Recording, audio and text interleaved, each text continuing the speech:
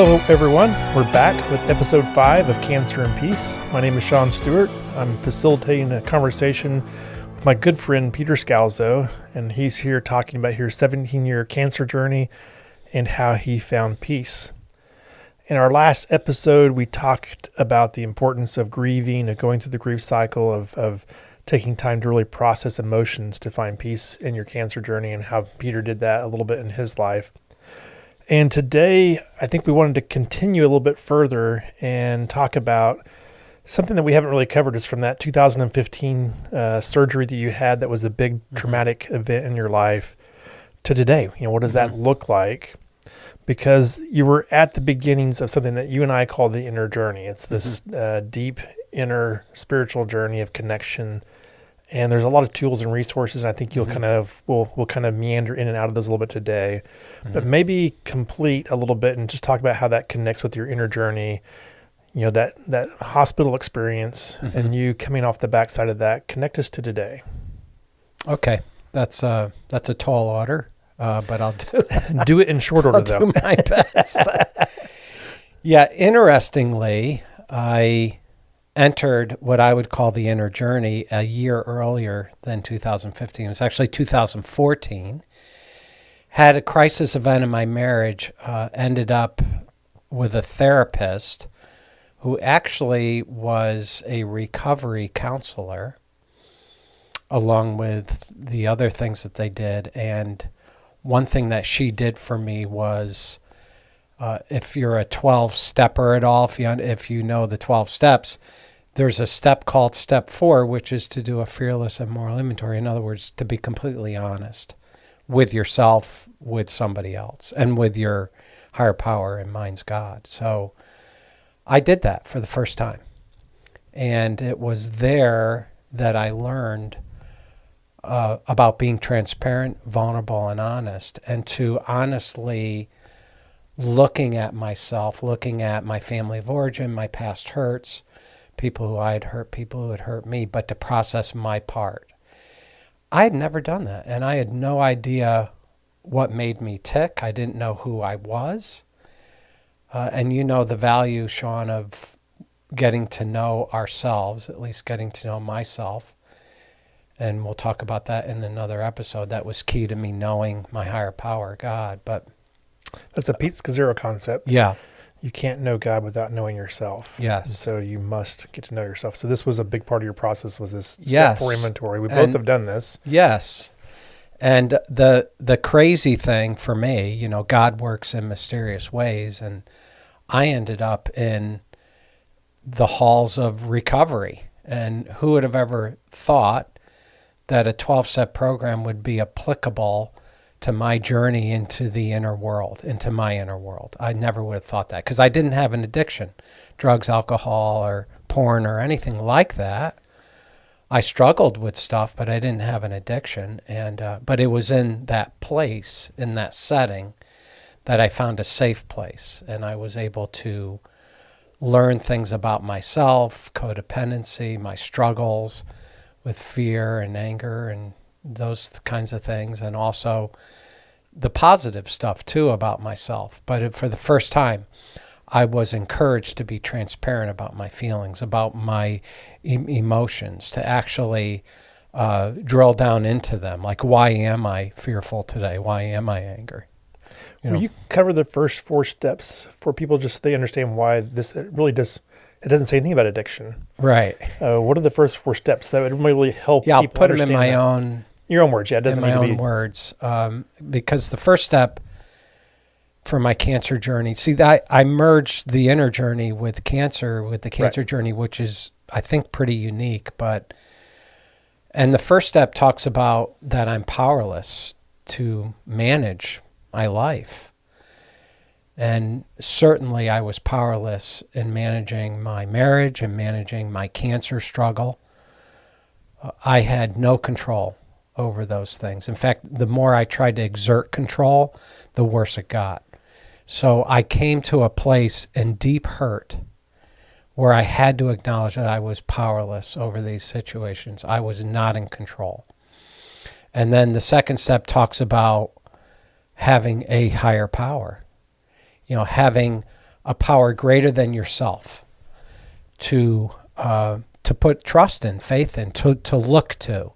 And for me, that was God, that was Jesus, Holy Spirit. It's the Godhead. It is my higher power. And then the third step is giving my will and my life over to my higher power, which was a whole nother letting go, surrendering, those kinds of terms.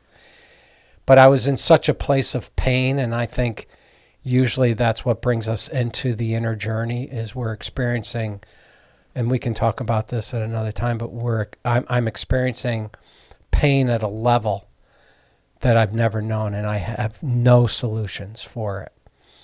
And then after I make peace with God, with my higher power, then the fourth step talks about looking inward.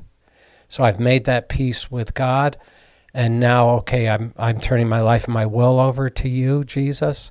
And then fourth step is, okay, I'm going to look inward and see what's going on inside of me. The inner journey is kind of defined in these first four steps in a big way. Yeah.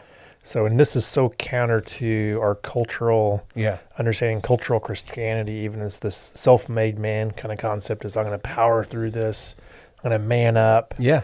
And this is saying, well, actually, there is a role that you step into here that you have to take some ownership. You, like, part of inventory is understanding your part, but it's recognizing that you're powerless. You have a poverty inside yourself to find hope and healing by yourself.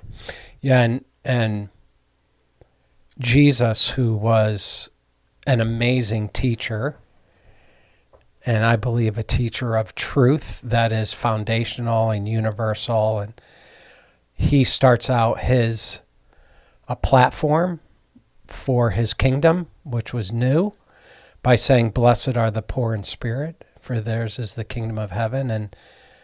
And he said, "Blessed are." So I'm encouraged each day to look inward and say, am I poor in spirit? In other words, am I looking to myself to resolve my issues and be my own God, or am I surrendering and yielding to Jesus as my higher power and recognizing that I am powerless?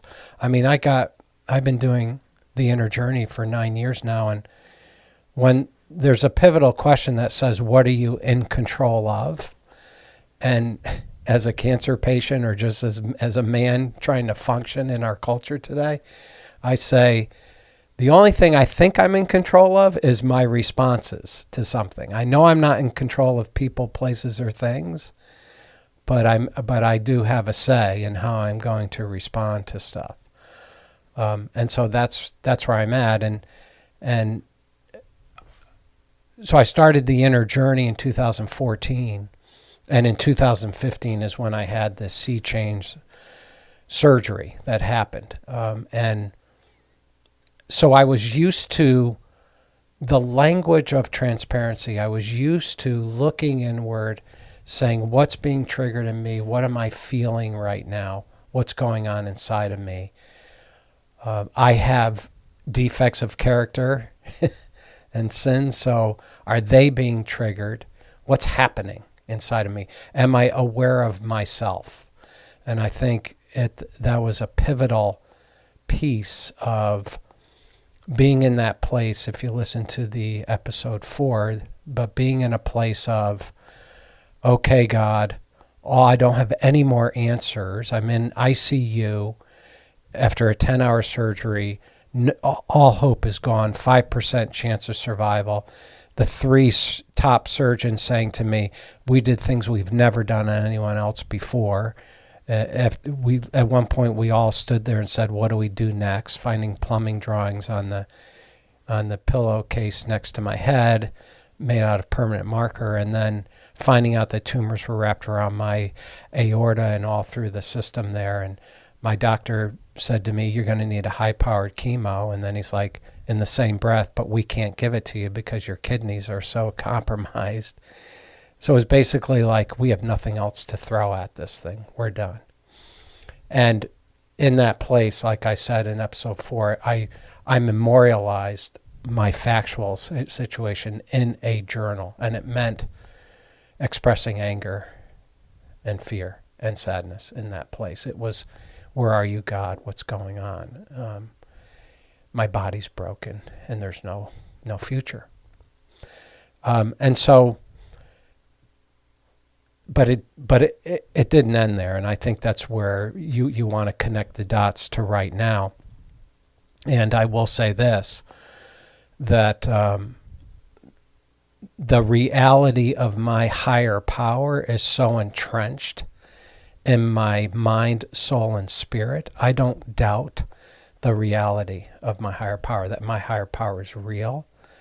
And the only thing I can say is that I was visited, even though he was with me all the time, I was visited by the Holy Spirit and by Jesus, and rescued. I didn't know what to do. I didn't have another step, and Jesus came in and rescued me. And what that felt like was, after I expressed the reality of where I was, I actually felt him, not physically, but on an emotional and spiritual level, of him wrapping his arms around me. That was the message that I received, of not in condemnation or anger, but in just absolute unconditional love, that him weeping with me, him experiencing these tough emotions along with me, expecting me to express these emotions. I wired you with emotions, but I think the issue was, but we're not going to stay there. We're not going to be stuck in these tough emotions. And so it was like, well, what do I do next? And that's where the journal picks up over the next 2 to 3 weeks. I call them downloads, and there were 23 truths. I call them truths. And they were different messages, some scriptures, other concepts, and things like, I will never leave you nor forsake you. And so even in that tough moment, your surgery, wherever you were, I was there. Also, nothing can separate you from my love. It's a Romans 8 verse, neither life nor death. Nothing in this world or outside of this world can separate you from my love. And as I processed these truths, I would weep every time, because they were a drink of cold water to a man in the desert. And they actually, I bathed in those truths. And so consider, I know this is one that people struggle with, but the verses that God causes all things to work together for good, for those who trust him and are called according to his purpose. And I know that was a huge one for me, that somehow God was going to make sense out of this whole thing. I didn't know how. I'm like, well, I don't understand it. But my surroundings changed. My dark, bleak hospital room became a room of light, became a room of hope. And not even in the sense that I was going to live, because I had accepted the fact that I was not going to live, that I was going to transition into heaven. But, and so my medical diagnosis didn't change, but my whole attitude changed, my countenance changed, my soul changed. So, and then that was in 2015, 2017, I had go home and call hospice. I had a tumor the size of a tennis ball inside of me, and other tumors inside and outside the urinary system were done. Go home. Same kind of processing. So but slow down just a second, if you don't mind. Yeah. I'm interested in, when you left the hospital. Mm-hmm. Oh yeah. Yeah, just describe, what. Yeah. A little bit of that transition there. Yeah. Even So for. I left the hospital, and of course, I was in the hospital for a month, and then I had to recover. And these abdominal surgeries require quite a bit of recovery at home. But I had this journal, right? And I'm like, okay, This is my journey emotionally and spiritually is in this journal. And one of my buddies was struggling with throat cancer. And I went over to visit him because that's what I did, cancer support. He was with his wife. And he couldn't speak anymore. So he wrote down on a piece of paper, what was it like? This was his last week of life. He passed about a week later. Only we didn't know that at the time. And I said, the only thing I can do is read you my journal. Would that be okay? He said, yes. So I read him my journal, and it took a little while, and we all started to weep because of the pain and grief and trauma that was being processed in the journal. It spoke to us, and they could relate to it, identify with it. And then some church groups heard about it, and I read it. I just must have been very boring, but I just sat. I remember twice in front of a whole church body, I just sat in a chair and read this journal. If you're listening to this right now and you're thinking about your own life, and isn't it funny how when you think of your own life and trauma, that in some ways we think things aren't meaningful, but when I've read your journal, you've given me a copy of it, and it's deep and meaningful.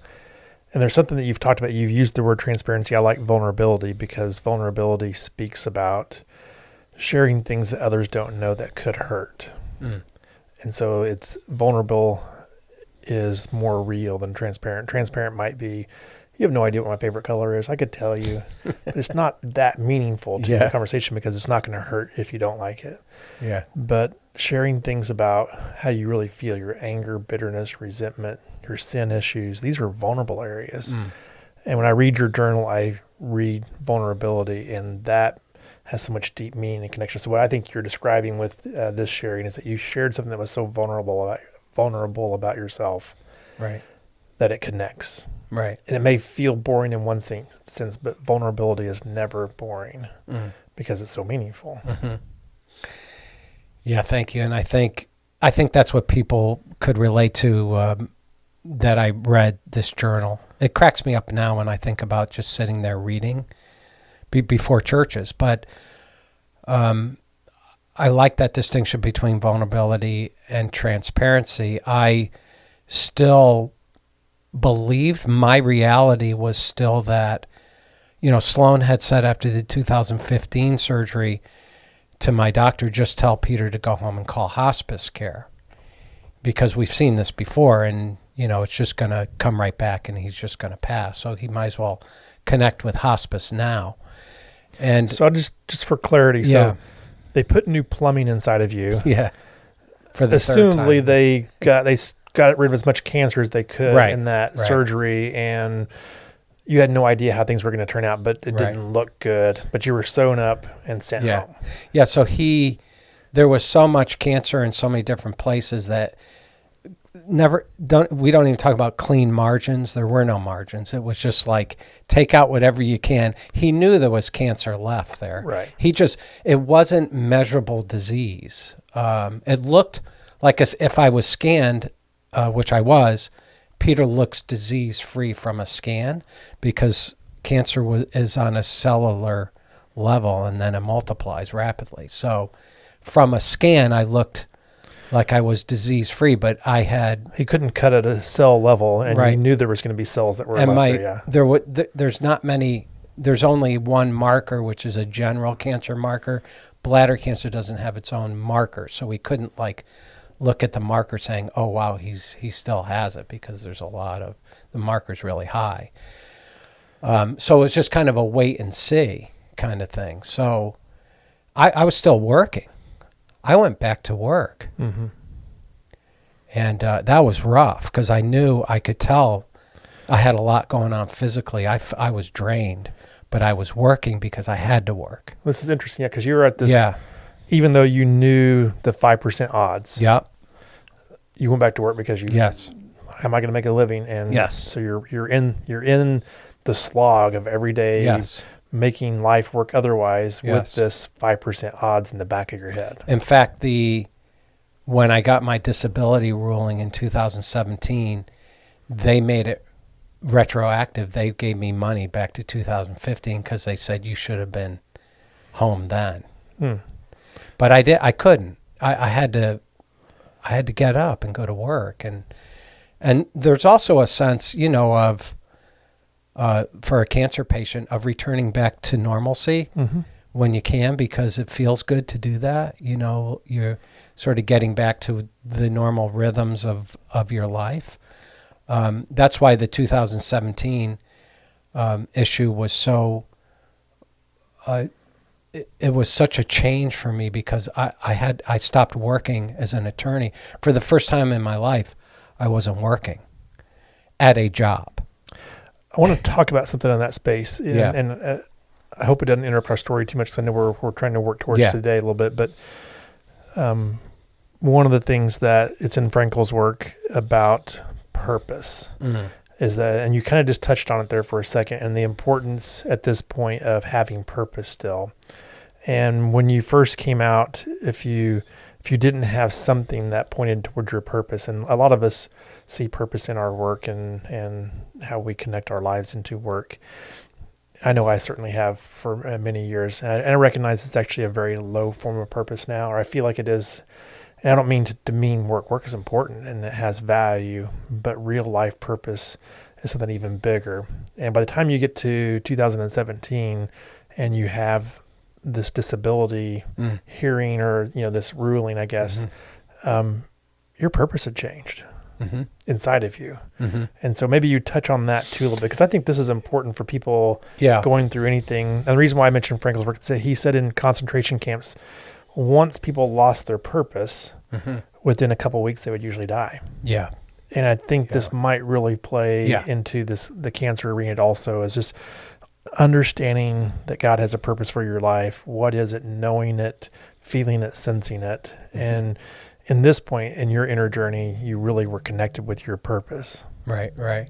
So in 2000 and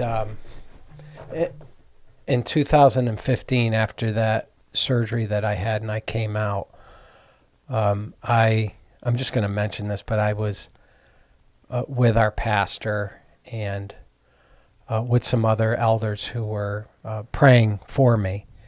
And the pastor had done something. He said, I've never done this before. And he had this chess set. He had this glass table and he had this chess set on like the layer beneath the glass table. And he took the knight from the chess set and he put it on the glass table and he said, I believe God's telling me that this is your role. And I had always asked God that, I want to be on the front lines. When I transition to heaven, I want to do it with my boots on, blood all over me, with, I want to be in the battle kind of thing. And that kind of energized me to hear that word. And I was on the elder board, and in 2016, the chairman of our elder board was in charge of this big area prayer breakfast that happens in the same day as the national prayer breakfast. The greater Danbury area does its own prayer breakfast, like 600 people go. And he looked across the room at me, and I'm struggling physically. I'm just in a rough place.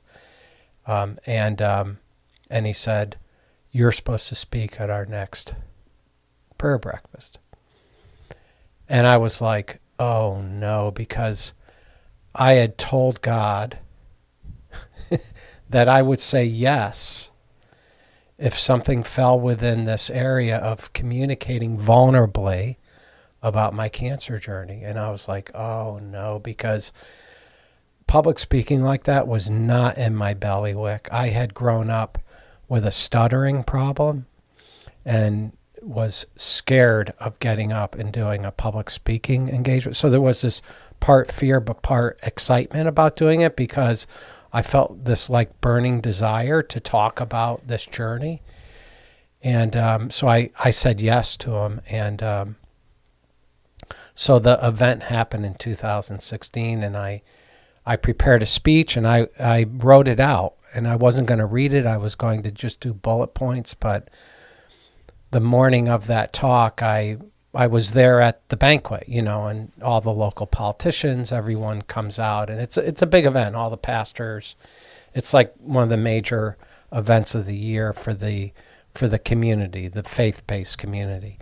And I looked down. I was sitting there, and I looked down a flyer, and I saw my picture, and I'm like, oh my gosh, I'm the speaker. And I was like, I have to throw up.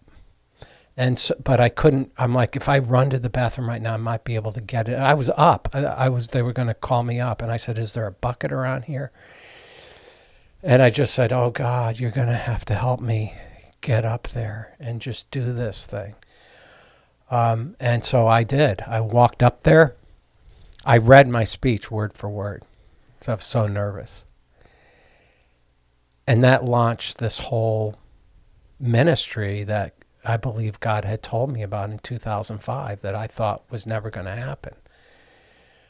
And so I was used to, now I had come out of the closet with my cancer journey.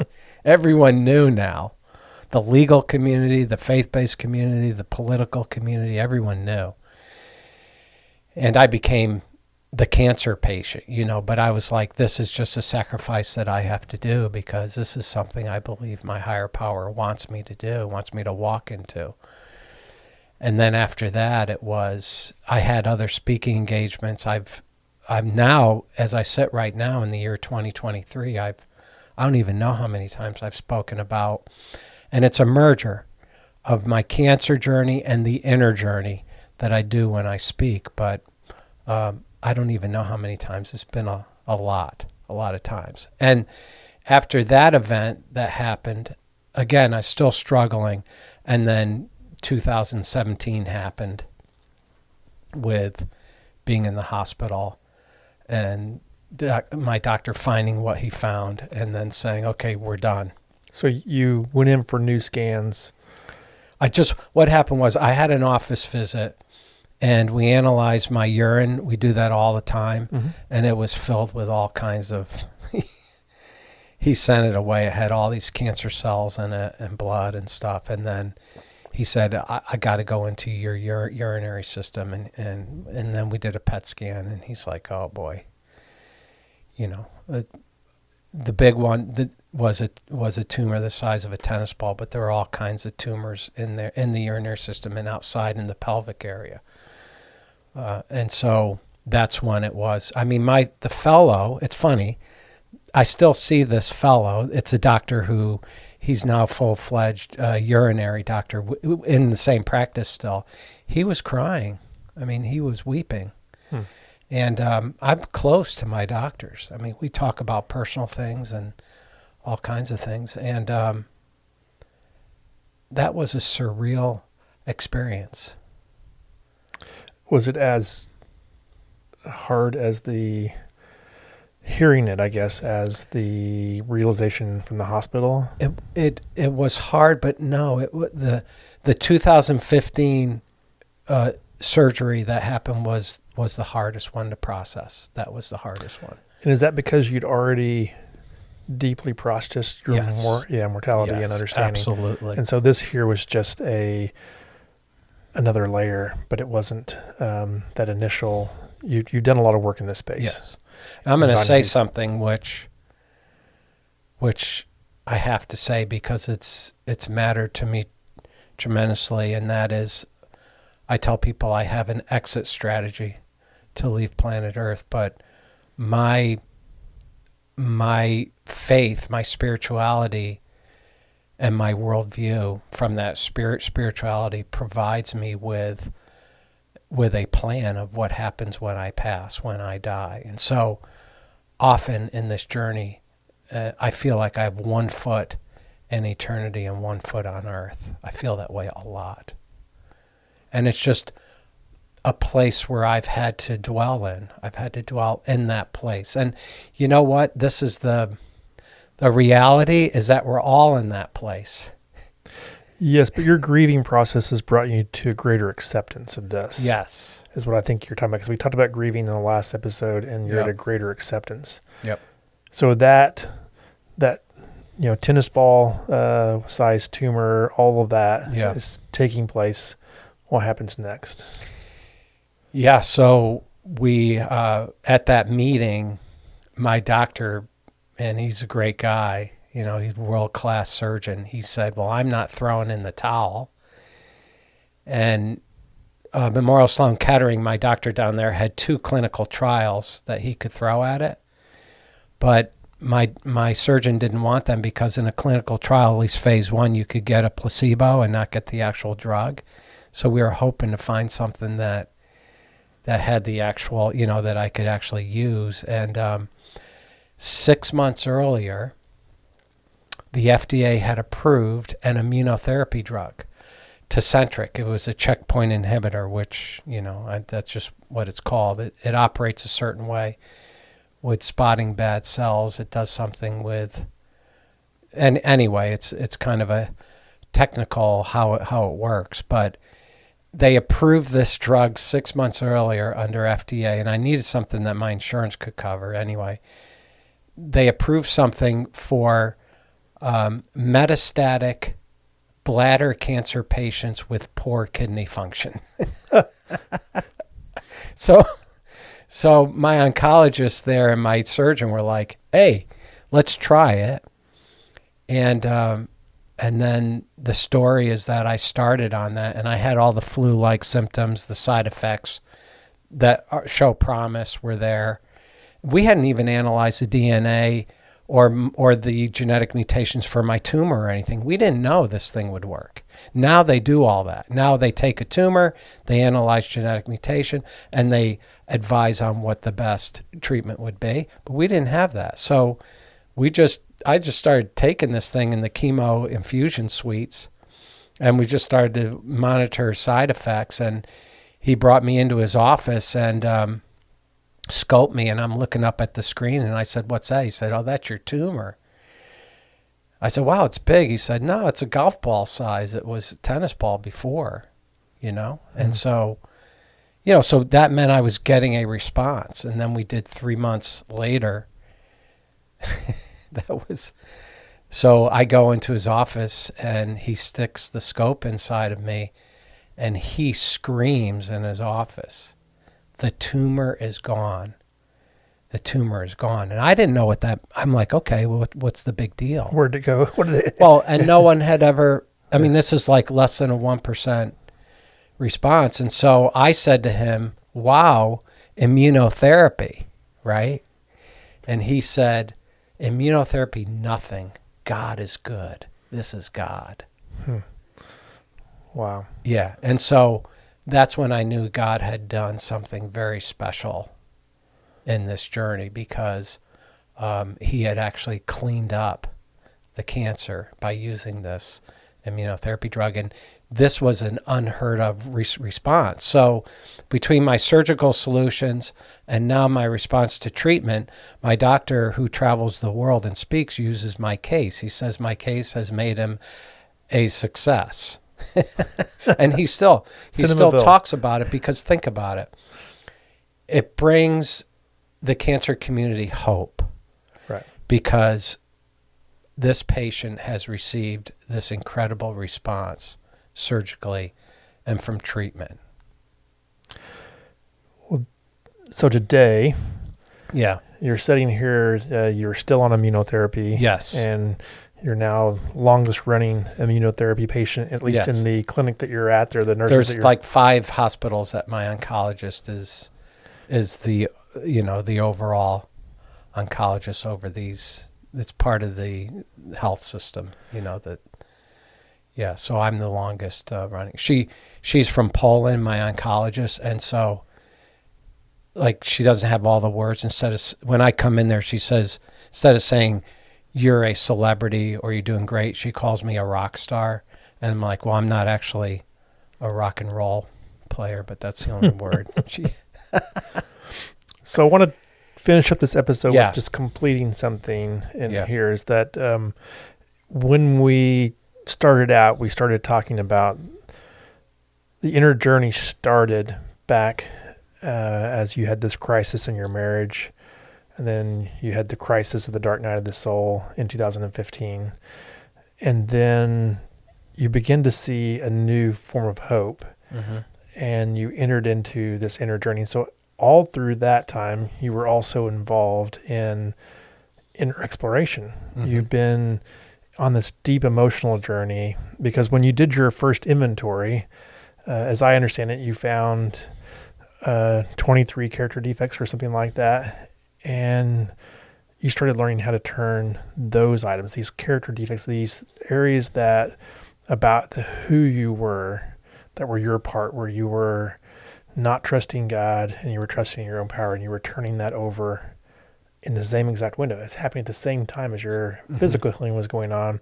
There was an emotional and spiritual healing that God was doing inside of you. Mm-hmm. And you found that with a lot of different resources. We've gone on just long enough this episode. We probably should try to wrap up. But anything you want to say in that space that just you want to leave people with in that trail marker kind of idea from your journey? I mean, the two most important words as a trail marker for me in that part of the journey is surrender and trust.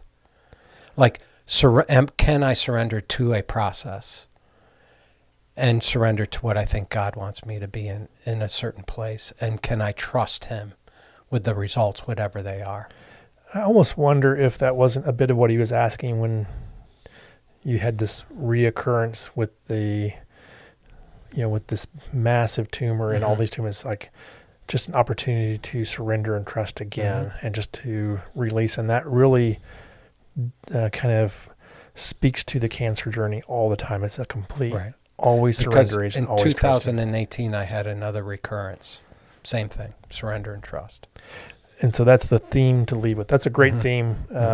Really appreciate you sharing a lot more of your story, Peter. So if you want to find out more about Peter, his journey, and how to find peace in the middle of cancer, go to cancerandpeace.com. I can say it forward and backward. Look at that. Go to cancerandpeace.com, and you'll find all kinds of resources. You'll find Peter's book. And we're going to keep putting out more episodes. So thank you for joining us, everyone. Thank you. It was good to share. Yeah, thank you.